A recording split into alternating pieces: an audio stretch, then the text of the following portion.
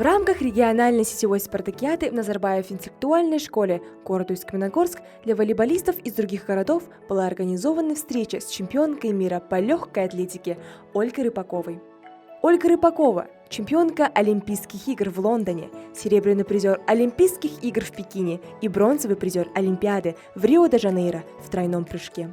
Рекордсменка по количеству завоеванных медалей на международных соревнованиях.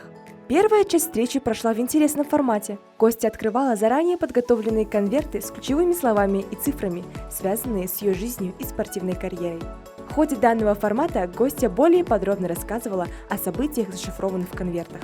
После чего учащиеся школы в рубрике «Открытый микрофон» смогли задать свои вопросы. Активность проявили волейболисты. Им было интересно знать, кем была Ольга Сергеевна, если бы не выбрала спорт, как можно совместить спорт и учебу.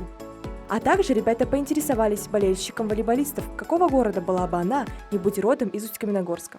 Знаете, я за спортивный дух, я за спортивную зрелищность, я за спортивное соперничество. То есть я болею не за какую-то команду, а за сам процесс.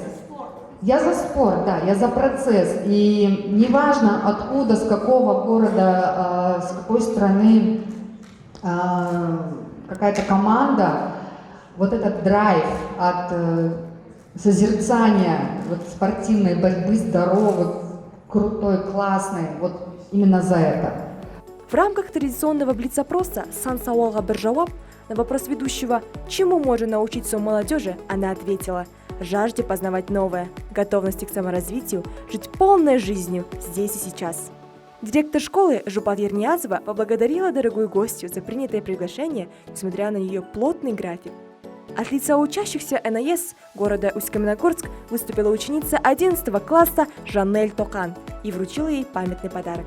Благодаря этой встрече зрители узнали, что несмотря на мировую известность, Ольга Рыпакова – открытый, жизнерадостный человек.